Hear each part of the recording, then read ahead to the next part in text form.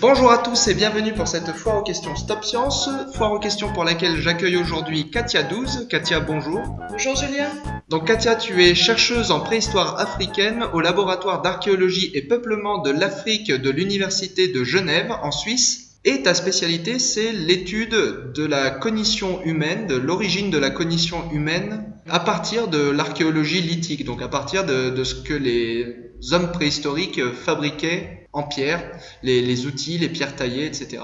Donc aujourd'hui, vous l'aurez compris, c'est un épisode qui va pas se consacrer à la paléontologie, mais à l'archéologie. On laisse tomber un peu l'homme en tant qu'animal et on s'attaque à l'homme en tant que producteur d'artefacts, puisqu'il faut savoir que les fossiles, et notamment les fossiles qu'on peut avoir de la boîte crânienne, ne nous permettent pas de comprendre le fonctionnement du cerveau lui-même, puisqu'il ne s'agit pas de cerveau fossilisé, mais simplement de la cavité crânienne, du moulage interne de la cavité crânienne. Et même si on avait un cerveau fossilisé, de toute façon, on ne verrait pas les neurones fonctionner, donc on ne comprendrait pas comment ils fonctionnent. Donc, pour comprendre l'origine de la cognition humaine moderne, il faut se pencher sur les produits de l'intelligence. Et ces produits, eh bien, ce sont les artefacts que tu étudies. Donc, première question, déjà, quel est le principe de base? Comment on infère de l'intelligence à partir de pierres taillées? Alors, d'abord, on n'aime pas beaucoup parler d'intelligence pour ces périodes-là, et surtout, l'intelligence, c'est un terme assez difficile à définir.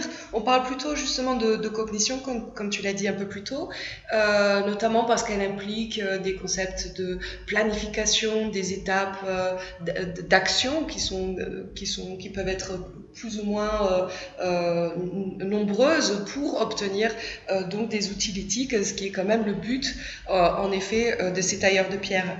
Alors, dans le principe, ce qu'on étudie en tant que liticien, c'est en effet d'où proviennent d'abord donc les matières premières, qui peuvent provenir de sources lointaines ou justement de sources où il y a beaucoup de matières premières différentes et seulement une va être sélectionnée. Donc là, on identifie un premier choix dans cette chaîne opératoire d'action pour obtenir ces outils à la fin, à la fin des étapes de taille. Et ensuite, il y a plusieurs méthodes de taille qu'on essaye d'identifier donc en regardant ces industries lithiques.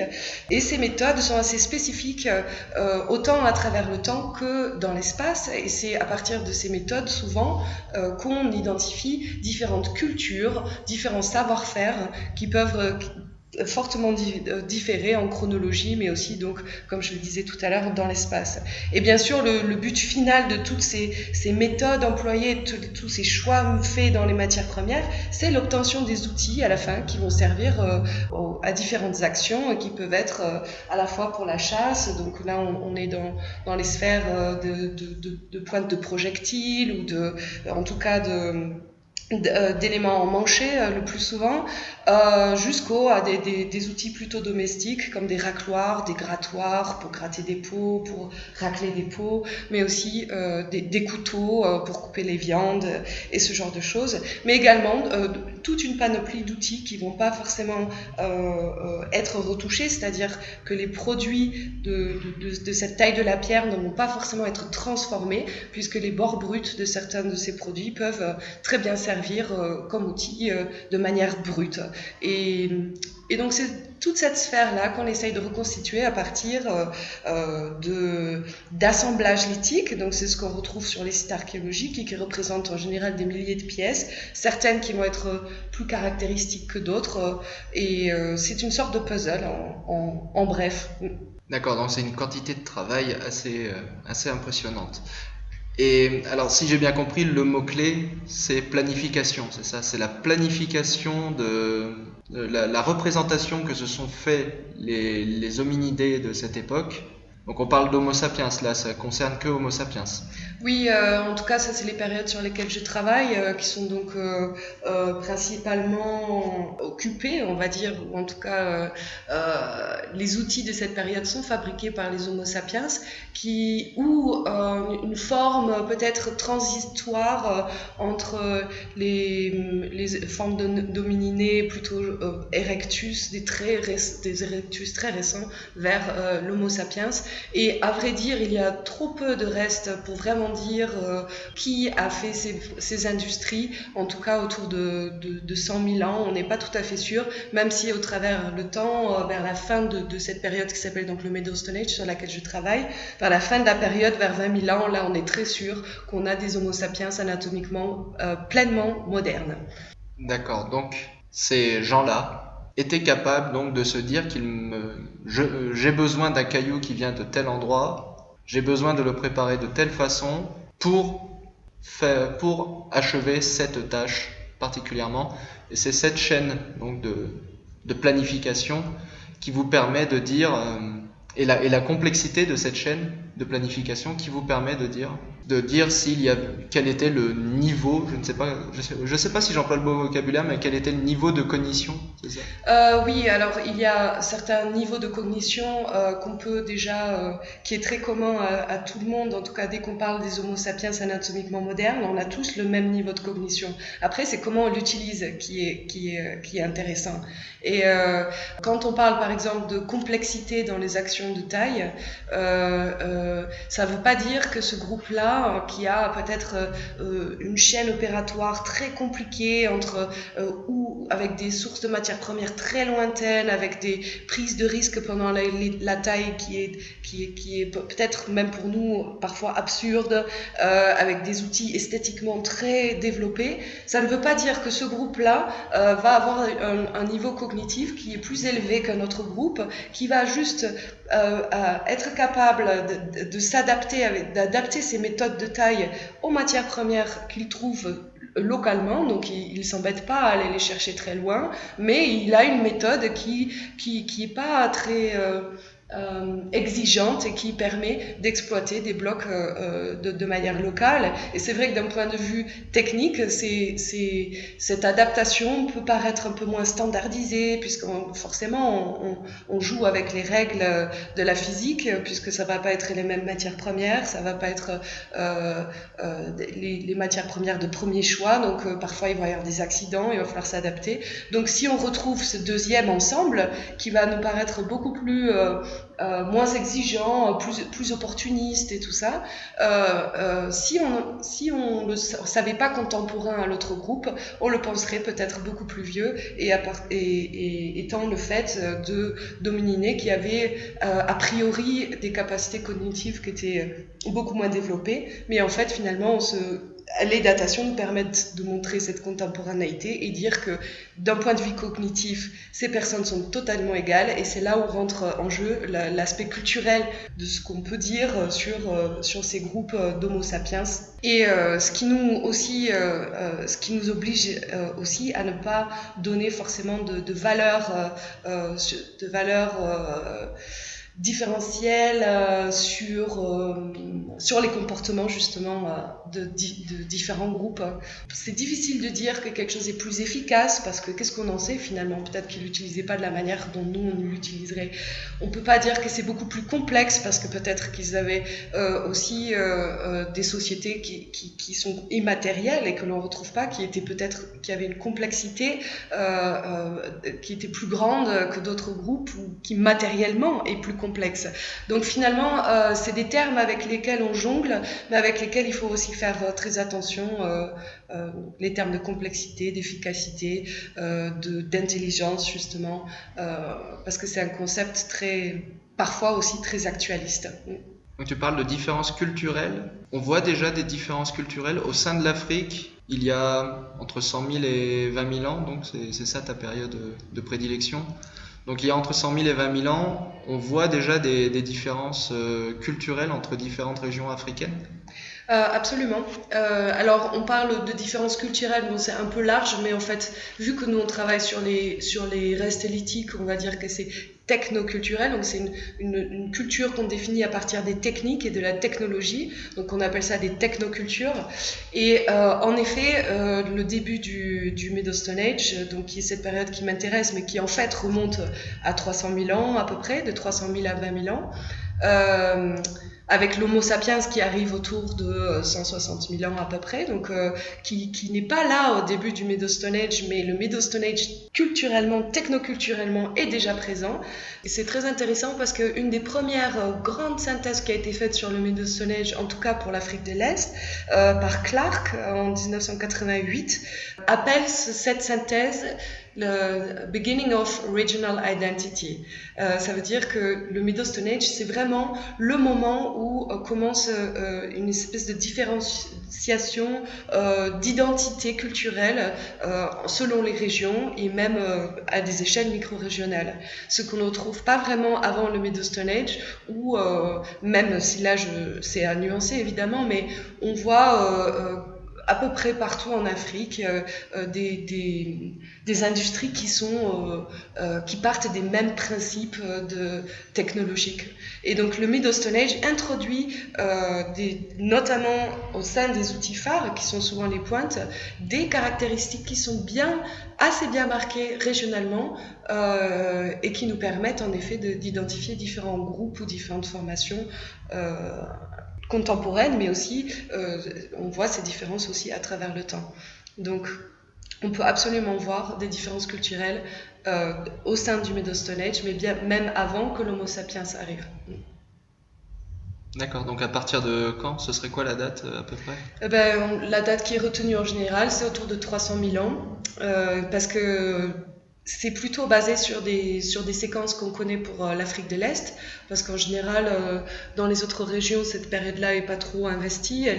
On donne plus d'avantages aux périodes un peu plus récentes du Middle Stone Age, où on est sûr qu'il y a de l'Homo sapiens, où il commence à faire des industries qui sont peut-être un peu plus, je vais utiliser le terme complexe, mais en tout cas qui sont un peu plus standardisées ou qu'on arrive à mieux tracer dans l'espace, comme ce qu'on trouve en Afrique du Sud avec le Steel Bay, qui est caractérisé par des grandes pointes, qui sont pas très grandes d'ailleurs, mais peut-être 6-7 cm, mais qu'on trace bien dans l'espace et qu'on voit bien les limites de cette culture, puisqu'elle n'existe pas plus au nord, ce genre de choses.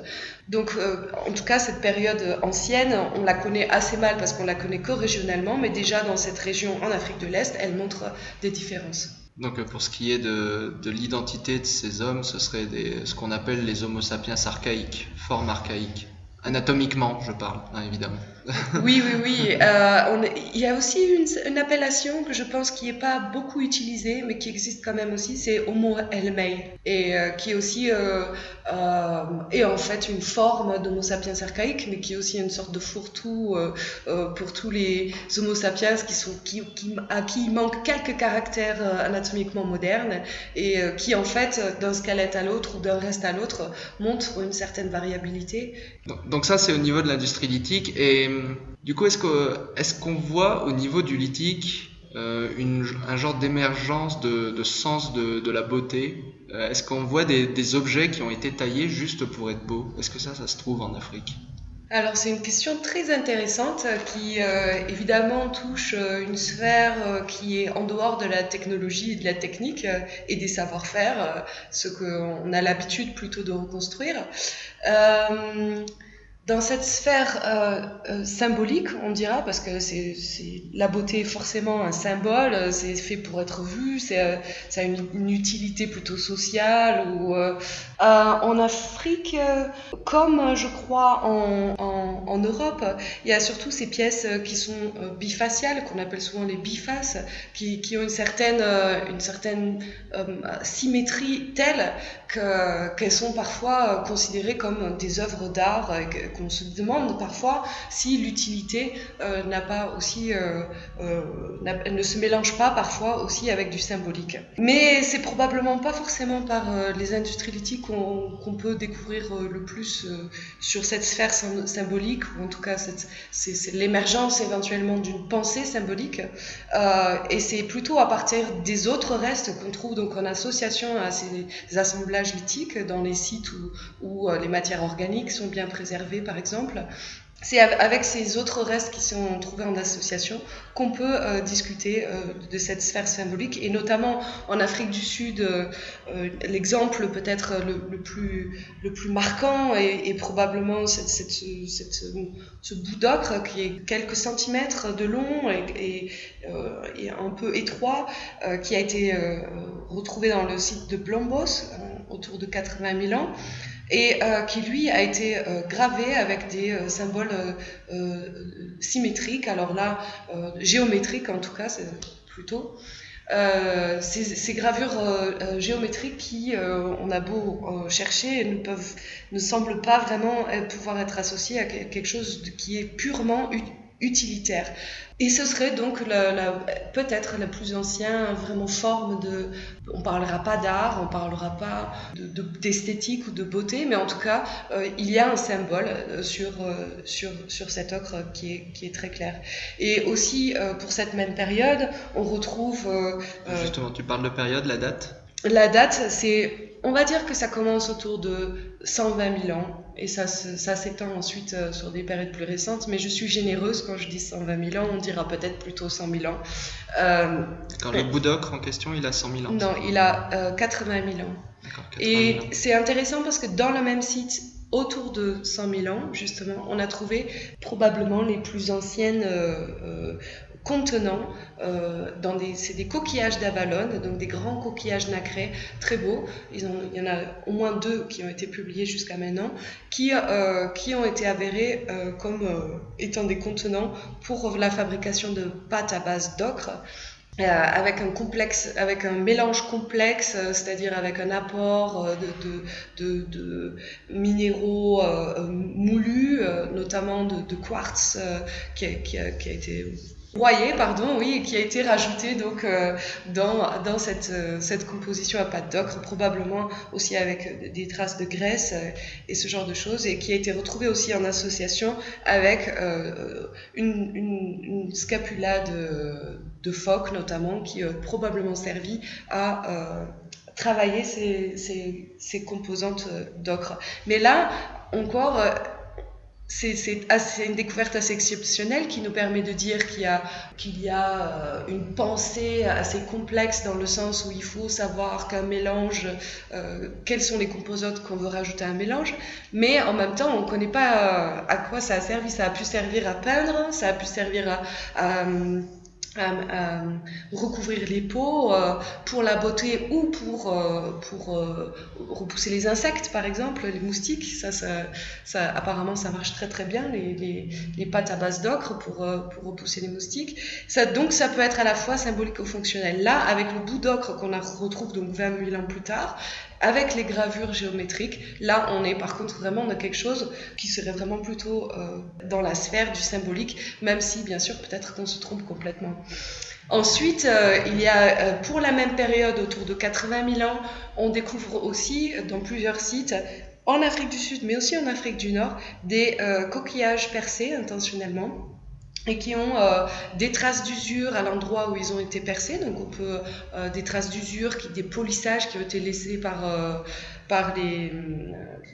probablement le lien qui permettait de garder ces coquillages ensemble, et qui serait là par contre en effet très fortement symbolique, même et utilisé comme parure et ornementation, peut-être aussi pour différencier des différents groupes. Là on revient à l'identité culturelle, et qui peuvent être du coup aussi utilitaires, puisque ça permet de différencier éventuellement certains groupes entre eux. D'accord, donc en fait le deuxième mot-clé pour deviner la cognition, là dans le cas du sens de la beauté, on va dire, ce serait l'inutilité.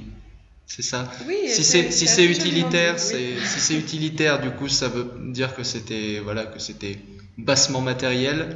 Mais quand ça devient inutile, alors là, ça veut dire qu'il y a peut-être un sens symbolique derrière, et peut-être juste une volonté esthétique. Mais déjà, ça veut dire qu'il y a plus que simplement la volonté de survivre Et comme je disais tout à l'heure, c'est très possible que certains outils, même lithiques ou des objets très bassement qui nous paraissent très, très communs et pas du tout investis, ont une charge symbolique qu'on est absolument incapable de voir.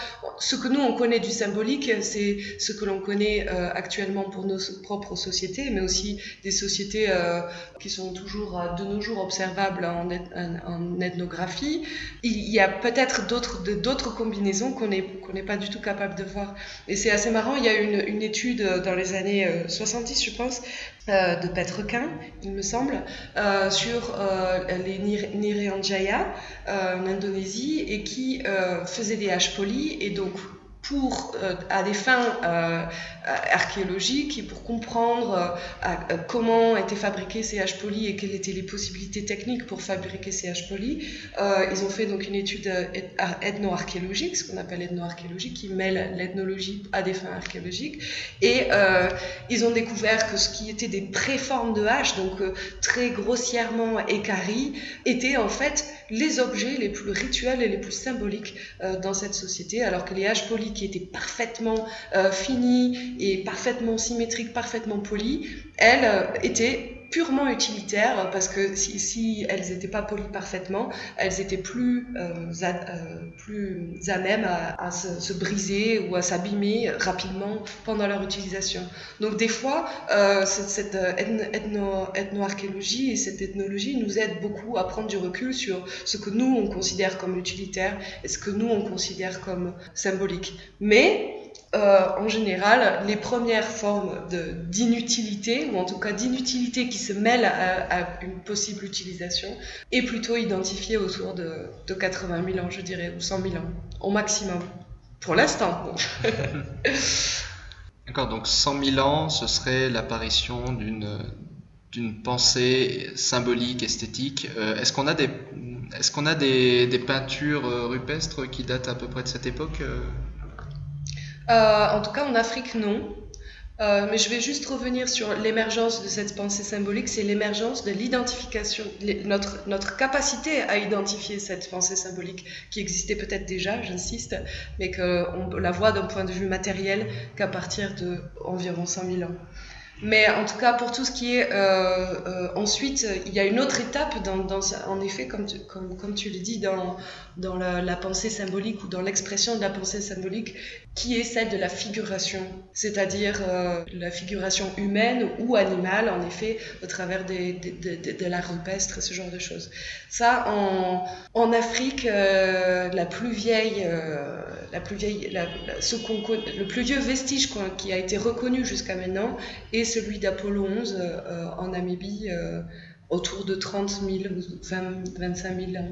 Donc beaucoup plus tardivement que certaines traces que l'on peut retrouver en Europe de manière contemporaine. Mais c'est pas parce qu'on est déjà l'Homo sapiens en Afrique que directement il fait automatiquement de l'art rupestre. Parce qu'on pourrait s'attendre en effet de voir des traces figuratives autour de 100 000 ans, lorsque l'Homo sapiens anatomiquement moderne est vraiment bien exprimé et qu'il exprime d'autres formes de pensée symbolique au travers de l'ornementation, comme je disais, ou des figures géométriques que l'on retrouve sur ce bout d'ocre, mais aussi un tout petit peu plus tard, vers 60 000 ans, 65 000 ans, sur des coquilles d'œufs d'autruche dans d'autres assemblages Middle-Stone Age. Et dans un même sens, en Afrique de l'Est, où l'Homo sapiens anatomiquement moderne a été découvert et où il est le plus vieux, il est à 195 000, 160 000 ans, à Herto et à Homo Kibish. Là, par contre, pour quasiment tout le Middle Stone Age, il n'existe aucune forme ou très peu de vestiges de pensée symbolique.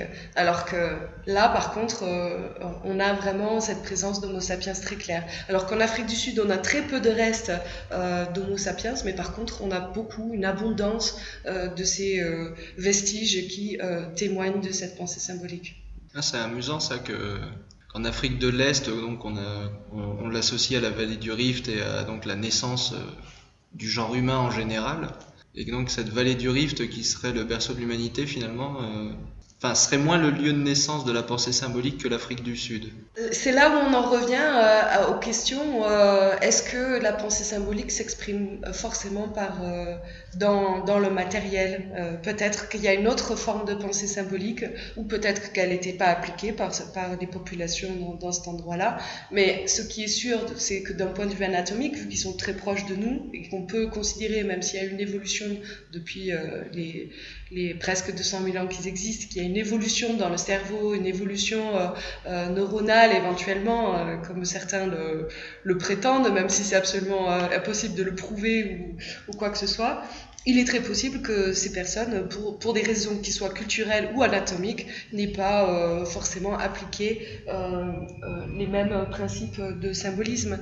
Ceci dit, la grosse différence qu'il y a donc entre l'Afrique du Sud et l'Afrique du Nord, où dans ces deux régions on trouve ces vestiges qui attestent de cette pensée symbolique, donc d'un côté, et de l'autre côté l'Afrique de l'Est, où il n'y a pas ou très peu de ces vestiges-là.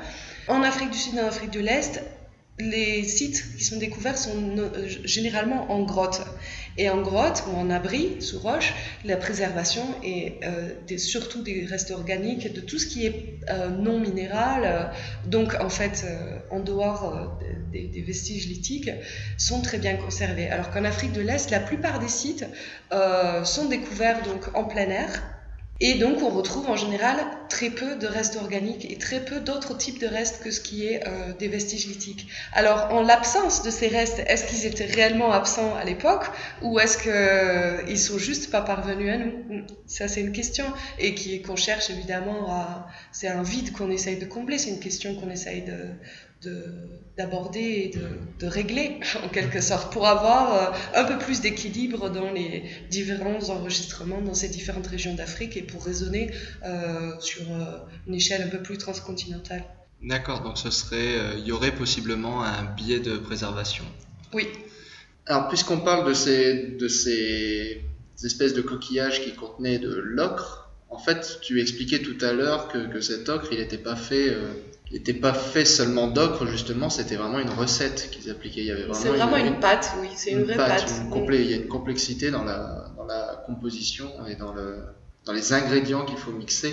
Est-ce qu'on la retrouve dans d'autres substances, cette complexité de Oui, en fait... confection, voilà. Oui. Cette complexité de confection. Oui, on la retrouve ailleurs. Alors, c'est pas la pâte qui est forcément complexe, c'est justement le fait qu'il y ait une pensée derrière, de pouvoir transformer différentes matières, de les ajouter ensemble pour en fabriquer une autre. Et ça, c'est vraiment quelque chose que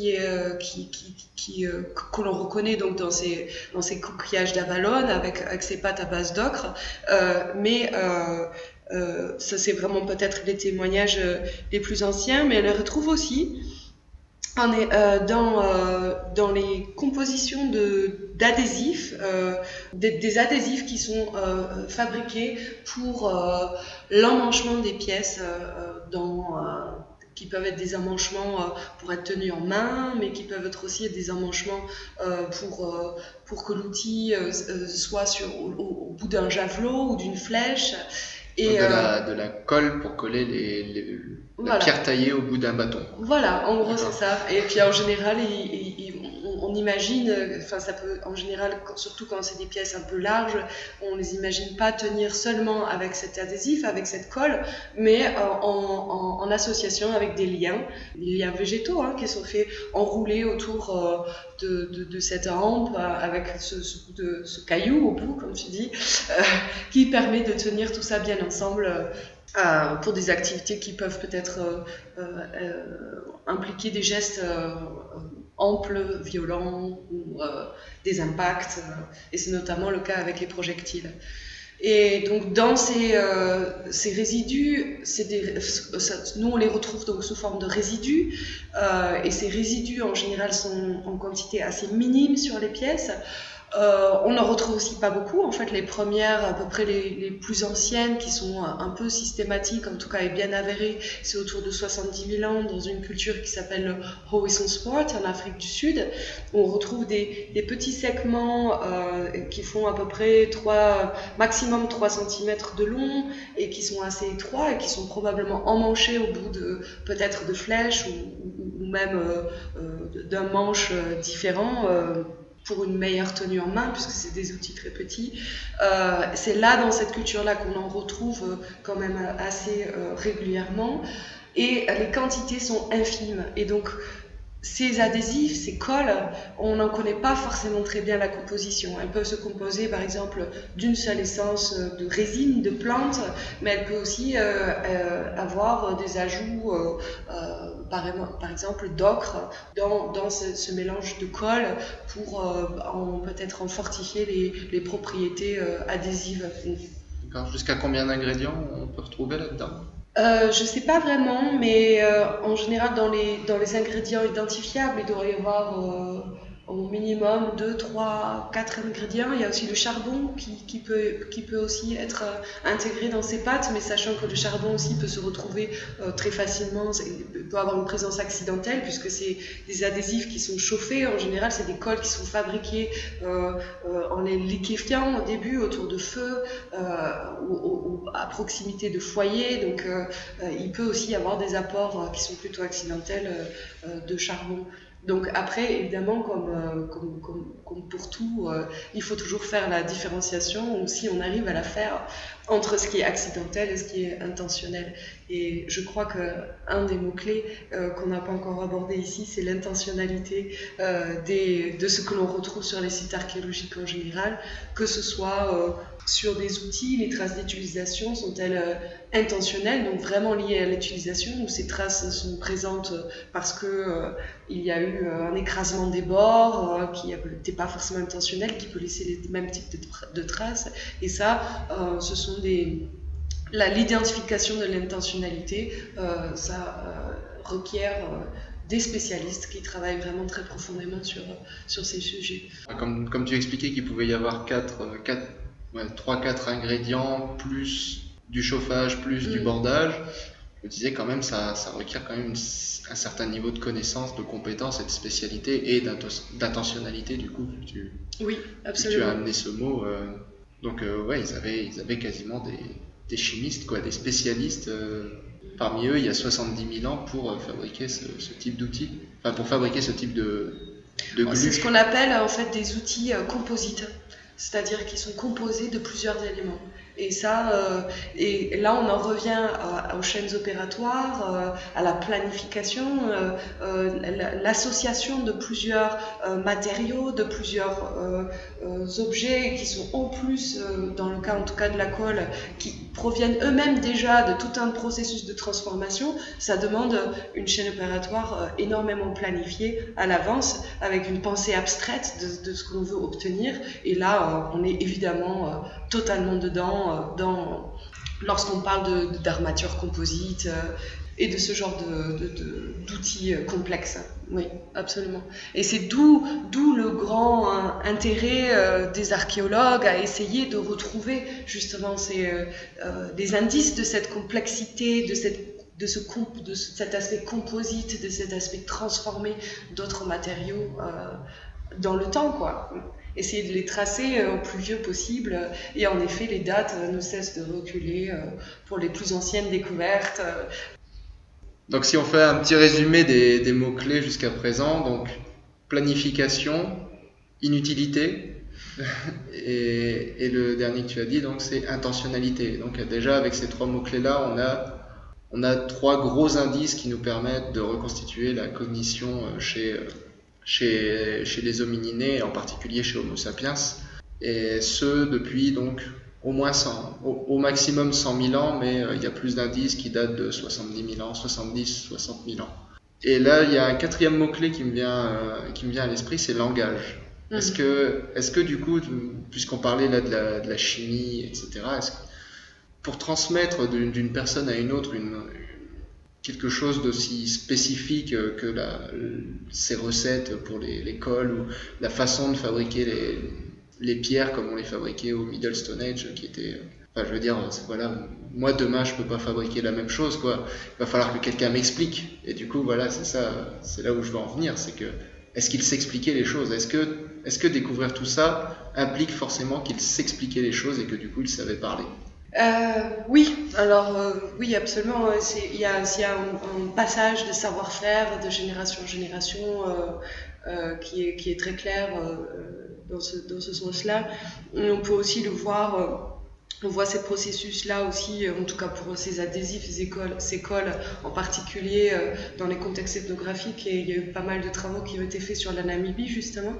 Ils utilisent ces cols aujourd'hui, et donc ça nous permet d'avoir une idée de comment ces cols ont été faites à l'époque et comment elles s'intègrent aussi dans un groupe.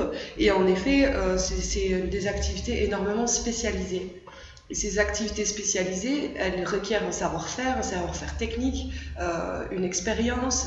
Ça requiert aussi de savoir d'apprendre de ses accidents, de ne pas refaire les mêmes erreurs. Et d'un point de vue archéologique, quand on voit des collections lithiques, notamment même dans la taille de la pierre, où il y a très peu d'erreurs, très peu d'accidents de taille, des techniques qui sont complètement maîtrisées, on peut absolument parler d'un savoir-faire qui a aussi été probablement transféré et amélioré peut-être même au cours du temps par les expériences qui ont été faites par peut-être des ancêtres ou des groupes voisins ou même au sein d'un même groupe. On peut tout à fait imaginer qu'il y ait en effet un langage. Après, il y a des études pour savoir quel est le degré de complexité de ces langages. Est-ce que c'est des langages simples avec une communication qui est plutôt gestuelle ou est-ce qu'on se retrouve là vraiment dans des sociétés où il y a obligation d'avoir des langages articulés complexes et ça, d'un point de vue archéologique, c'est très difficile de le dire.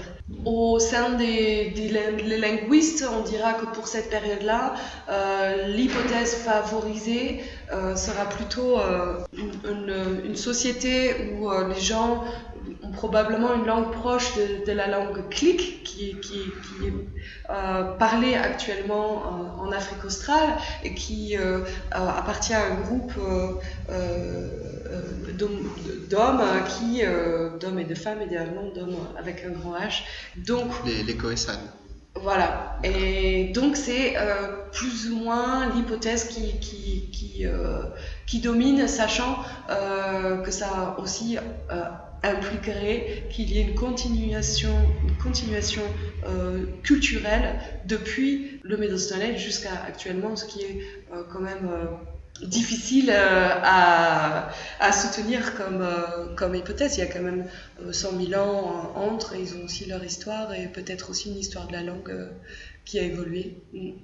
D'accord. Donc il y a probablement un langage absolument, et on voit ça même notamment au sein des singes, au sein de groupes de singes aussi par exemple, qui vont s'apprendre les uns les autres des choses et parfois même certains gestes techniques.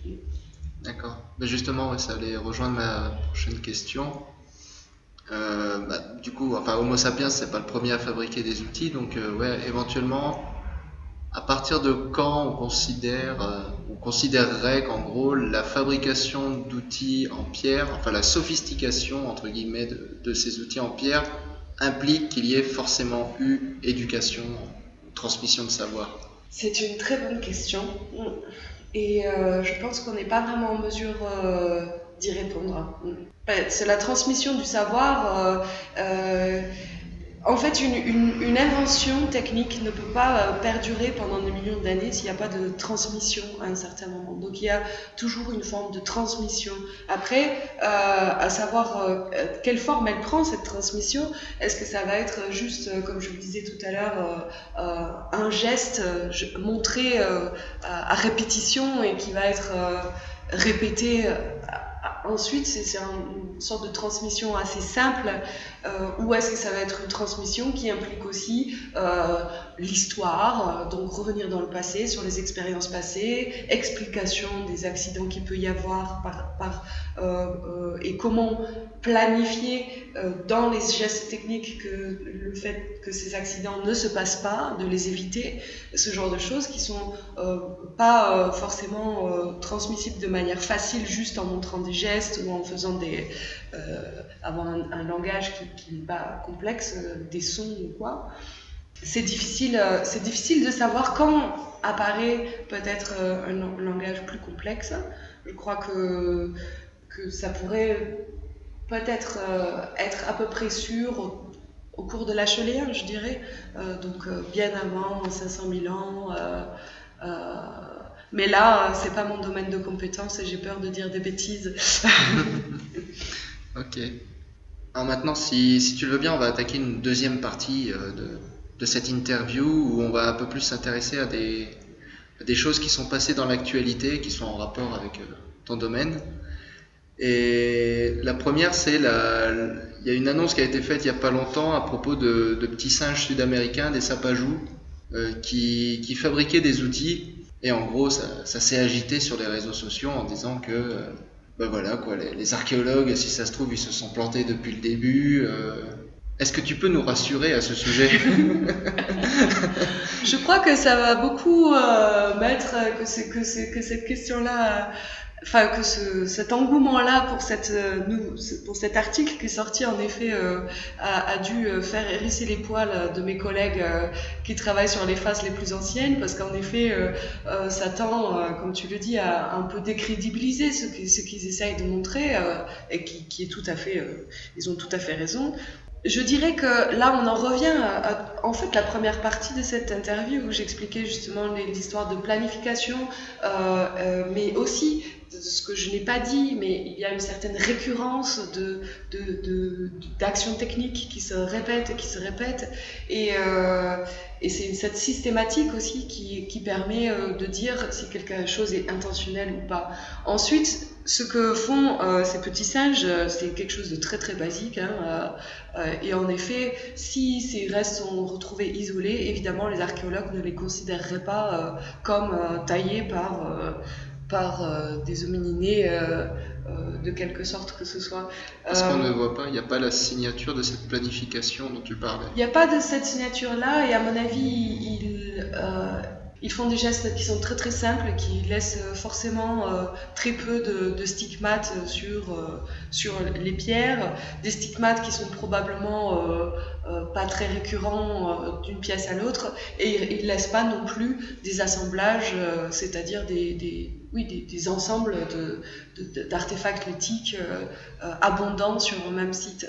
Là, c'est une expérience, en fait, c'est quelque chose qu'on connaît depuis très très longtemps, qui n'est pas du tout une nouveauté, sauf que là, apparemment, ça a été décrit de manière un peu plus, on va dire, systématique et plus contrôlée. D'accord, tu dis que c'est pas nouveau. C'est pas nouveau, non. C'est pas nouveau. Toi, ça t'a pas surpris quand tu Pas du tout, pas du tout surpris, parce que ça fait déjà depuis longtemps qu'on sait que les singes utilisent des outils pour casser des noix, pour faire. Même, il y a même certains, je ne sais plus lesquels c'est, qui utilisent des bâtons pour chasser. Au sein des grands singes. Et donc là, je veux dire, c'est des choses qui sont connues depuis longtemps et qui sont notamment connues par les gens qui travaillent beaucoup sur justement l'identification de la cognition. Parce qu'on doit partir... la plupart de ces études débutent avec les singes et les enfants humains actuels de moins de 2 ans pour voir déjà évaluer quel niveau de cognition il existe à la base, et ensuite qui sont comparés au cours du temps. Et donc c'est quelque chose qui est très très étudié déjà depuis longtemps et qui peut...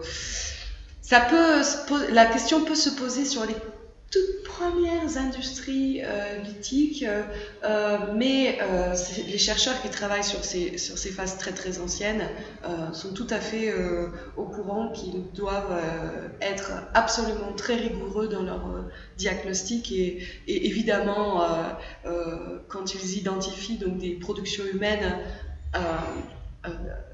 et qui ne sont donc pas, qui sont probablement pas accidentelles et donc qui sont intentionnelles, c'est évidemment la première chose qu'ils ont à écarter, et ils le font très bien et ils savent très bien ce qu'ils font, et il n'y a pas il n'y a pas à se stresser, et on peut leur faire confiance dans ce domaine-là. C'est quelque chose donc en fonction de l'utilité, enfin j'imagine qu'en fonction de l'utilité du coup il y a différentes façons de tailler, et du coup là ces singes là ils n'ont pas du tout la même utilité avec leurs cailloux. Je crois qu'ils les lèchent, je crois, ils les cassent et ils les lèchent, c'est ce qu'il disait dans l'article. Oui. Donc il va pas y avoir le même mode opératoire pour aboutir à ce résultat-là que pour aboutir justement à une belle pointe qu'il faut mettre au bout d'une sagaie. Oui, absolument. Non, là pour le Middle Stone Age, il n'y a aucun souci. Là, je parle vraiment pour des assemblages qui ont plusieurs millions d'années. Et là, les gens qui travaillent, donc mes collègues qui travaillent sur ces collections-là, doivent se défendre face à ce genre de comparaisons, et qui sont tout à fait légitimes. Et ça nous pousse aussi à redéfinir nos critères et à être d'autant plus exigeants dans nos études et ce genre de choses. Mais en tout cas, c'est pas une surprise. Et en effet, pour ces périodes-là, il y a aussi une plus grande diversité des éclats qui sont obtenus pendant la taille de la pierre, et il y a beaucoup d'indices qui nous permettent de dire que c'est intentionnel de la part, et que ça peut pas être confondu avec des industries qui sont faites de manière intentionnelle aussi par ces petits singes, mais de manière beaucoup moins planifiée et complexe dans les objectifs finaux. Donc les archéologues savent très bien les diagnostiquer, et ça fait longtemps que vous êtes au courant, et en plus ça fait longtemps que vous l'utilisez à votre avantage pour reconstituer justement l'évolution de la cognition. Donc en gros, il n'y avait pas de quoi s'alarmer. Non, il n'y avait pas de quoi s'alarmer. C'est la beauté de l'effet d'annonce sur Internet. Ouais, absolument. Du coup, dernière question. En 2015, on a découvert Homo naledi en Afrique du Sud. À l'époque où il a été annoncé comme l'un des premiers hominidés à enterrer ses morts. Est-ce que vous, au niveau du registre archéologique, vous voyez des sépultures? Est-ce qu'il y a beaucoup de sépultures attribuées à Homo sapiens En Afrique, pas du tout. En Afrique. Il n'y en a aucune. Ah, c'est curieux ça. Oui, il y a juste des restes. En général, même sur les sites, on trouve des restes isolés, en fait. Des fois des dents, quelques dents, un morceau de crâne, un peu ci, un peu ça. Mais des vraies sépultures, comme par exemple le font les Néandertaliens en Europe, on n'en a pas de conservé, en tout cas jusqu'à maintenant. C'est marrant ça que Néandertal du coup ait des sépultures à une époque où Sapiens n'en avait pas. On ne sait pas s'il n'en avait pas, l'Homo sapiens. En tout cas, on ne les retrouve pas. D'accord, c'est toujours le même problème. C'est toujours le même problème. On peut dire qu'en tout cas, de ce qu'on nous voit, ils n'ont pas de sépulture. Après, même, j'en reviens à l'actuel, ce que nous montre l'actuel, ce que nous montrent certaines populations actuelles, c'est qu'elles préfèrent s'éloigner du groupe, mourir seules dans la savane, et puis se faire manger par les animaux. Parce que c'est comme ça qu'ils sont rendus à la mère nature. Et c'est vrai que si ce genre de rituel se passait aussi au Middle Stone Age, et qui est très fortement lié à une symbolique, parce qu'il y a tout un monde de croyances autour, c'est pas parce qu'il n'y a pas de sépulture qu'il n'y a pas de croyances derrière ces rituels de mort qui laissent pas de traces, ou très peu. S'ils faisaient ça au Middle Stone Age, en effet, on n'en a juste aucune trace, ce qui ne leur enlèverait pas une sphère symbolique qui nous échappe totalement. Et là, il faut faire marcher aussi notre imagination et sortir un petit peu des fois de ce que l'on considère nous, et toujours de ce que l'on considère nous comme faisant partie du monde de la mort, l'enterrement, l'incinération et tout ça. En tout cas, oui, du coup, la sépulture, c'est une manifestation particulière d'un rituel funéraire, mais il y a des tas de rituels funéraires qui ne conduisent pas une préservation ou un enterrement. Mm. Donc c'est pas parce qu'on retrouve pas de sépulture qu'il n'y a pas de rituel funéraire. Absolument. D'accord. Mais quand il y en a, il faut aussi accepter qu'elles existent. Et c'est un petit peu le problème des fois qu'il y a en Europe, puisqu'il y a une idée comme quoi le Néandertal, c'est une idée qui est très très vieille, hein, qui reste collée aux préhistoriens européens, et que certains en tout cas, qui changent hein, avec les nouvelles générations, mais qui continuent à croire que le Néandertal était une sorte d'abruti brut et robuste et violent avec sa femme et qui ne serait pas capable d'avoir justement des rituels d'accompagnement de la mort et de sépulture justement. Et donc il faut aussi les accepter ces découvertes quand elles sont là. Et donc, dans toute cette complexité, et en sachant toute cette complexité, notre travail, c'est d'essayer de ne pas désespérer, d'essayer de prendre ce qu'il y a de plus tangible dans tout ça et d'émettre des hypothèses, tout en sachant qu'on ne peut pas avoir des... On ne pourra jamais retourner dans le temps pour voir qu'est-ce qui s'est réellement passé, donc on fait des hypothèses, on s'appuie sur les preuves les plus tangibles, et surtout aussi, on accepte que la nouvelle technologie, les nouvelles études, les réétudes d'anciennes collections nous permettent de réviser tout le temps, sans arrêt, d'année en année, l'histoire de la préhistoire comme on la voit, parce que c'est une discipline qui évolue sans cesse, comme les autres disciplines scientifiques. Très bien, donc c'est sur ces bons mots que nous allons nous laisser. Merci beaucoup Katia de nous avoir accordé cette interview. Très bien, merci beaucoup à toi Julien de t'intéresser quand même un petit peu à l'archéologie et je crois que ces échanges sont vraiment fructueux. Merci. Donc encore merci Katia, merci à tous de nous avoir suivis. Donc on va vous mettre plein de liens dans la description si vous voulez en savoir plus. Il y en aura en français, il y en aura en anglais. Je vous dis à très bientôt. Au revoir.